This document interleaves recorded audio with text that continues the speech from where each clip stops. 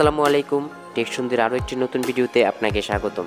ইতিমধ্যে আমরা আমাদের চ্যানেলে ফেসবুক কভার আর্ট নিয়ে যতগুলো ভিডিও করেছি সেখানে আপনারা দুর্দান্ত সাড়া দিয়েছেন। তারই ধারাবাহিকতায় আমরা আজকে এই ফেসবুক কভার আর্টটির কীভাবে ডিজাইন করেছি এবং এটার পিএলপি ফাইল আপনাদের সাথে শেয়ার করব। তার জন্য আমাদের দুটি অ্যাপের প্রয়োজন পড়বে। প্রথমত ফটোরুম এবং পিকচার ল্যাব, এই দুটি অ্যাপে আপনারা প্লে স্টোরে পেয়ে যাবেন।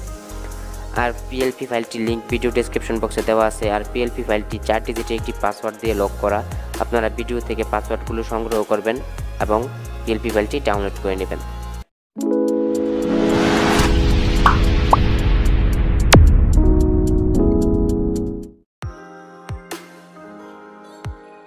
ঠিক এরকম একটি ইন্টারফেস চলে আসবে এবং এইখান থেকে আপনারা এই প্লাস আইকনের উপরে ক্লিক করবেন। তারপরে এখান থেকে আপনাদের কাছে পারমিশন চাইলে আপনারা পারমিশনগুলোকে অ্যালাউ করে দিবেন। দেন এখান থেকে আপনার গ্যালারি শো করবে, তো আপনি গ্যালারিতে ক্লিক করবেন। তারপরে এই গ্যালারি থেকে আপনার ফটোটি আপনি সিলেক্ট করে দিবেন। ওকে, ফটোটি ইম্পোর্ট করা হয়ে গেলে তো এখানে আপনাকে কিছুক্ষণ সময় ওয়েট করতে হবে। ফটোটা এখানে স্ক্যান করা হবে। তো স্ক্যান করা কমপ্লিট হলে দেখবেন আপনার ফটোর ব্যাকগ্রাউন্ড কিন্তু রিমুভ হয়ে গেছে। দেন এইখান থেকে আপনারা প্রথমে এই পার্সনের উপরে ক্লিক করবেন।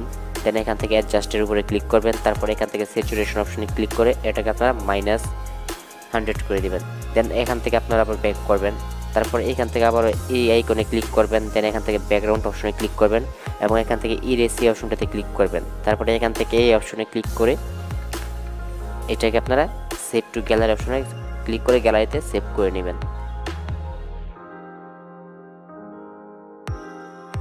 এবার পিকচার ল্যাব অ্যাপটি ওপেন করলে আপনাদের সামনে ঠিক এরকম একটি ইন্টারফেস চলে আসবে। দেন এখান থেকে আপনারা প্রথমে 3 ডট অপশনে ক্লিক করবেন এবং এইখান থেকে আপনারা ওপেন ডট পিএলপি ফাইলের অপশনটাতে ক্লিক করবেন। দেন এখান থেকে আবার ডট পিএলপি অপশনে ক্লিক করবেন। এখান থেকে আপনারা আপনাদের ডাউনলোড করা ফাইলটি দেখতে পাবেন। এই ফাইলটির উপরে ক্লিক করে দিবেন। দেন এখান থেকে ওপেন অ্যান্ড অ্যাড এটাতে ক্লিক করে দিবেন। দেন এখান থেকে আপনারা ব্যাক করবেন। তাহলে আপনার সামনে ঠিক এরকম একটি ইন্টারফেস চলে আসবে।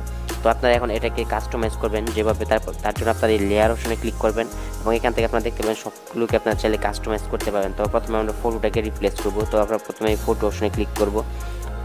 দেন এটাকে আনলক করব এবং এখান থেকে আমরা এটাকে সিলেক্ট করার পর আমরা ঠিক এই আইকনে ক্লিক করব এবং এখান থেকে আমরা এই আইকনে ক্লিক করব।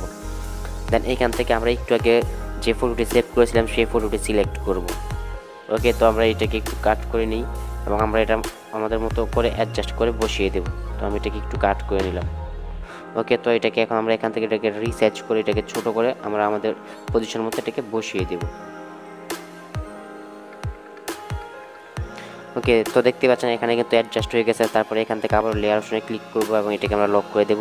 দেন এখান থেকে আমরা এই নেম এই অপশনটাতে ক্লিক করব। তারপরে এই পেন্সিল আইকনে ক্লিক করব এবং এখান থেকে এডিট আইকনে ক্লিক করব।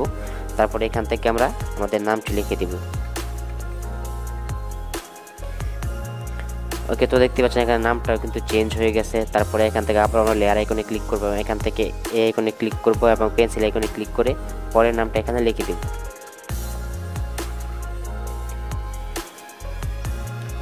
ওকে, তারপরে এখান থেকে আমরা দেখতে পাচ্ছি ফিল্ম অ্যাক্টর, আমরা এটাকে চেঞ্জ করব।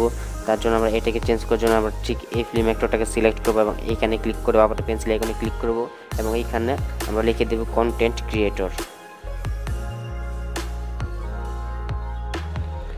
ওকে, তারপরে এটাকে আমরা আমাদের পজিশন মতো বসিয়ে দেব। তো এটা একটু লং হয়ে গেছে, তার জন্য আমরা ঠিক এখান থেকে এই আইকনে চলে আসবো এবং এটাকে আমরা একটু কমিয়ে দেব। ওকে, তারপরে এখান থেকে আমরা আমাদের যে ইউজার নেমটি আছে আমরা এটা চেঞ্জ করব। তার জন্য আমরা প্রথমে এইখানে ক্লিক করব, দেন এইখানে ক্লিক করব এবং এখান থেকে আপনাদের যে ইউজার নেম থাকবে আপনারা সেটা এখানে দিয়ে দেবেন। তো আমি এখানে দিয়ে দিলাম তাওহিদ।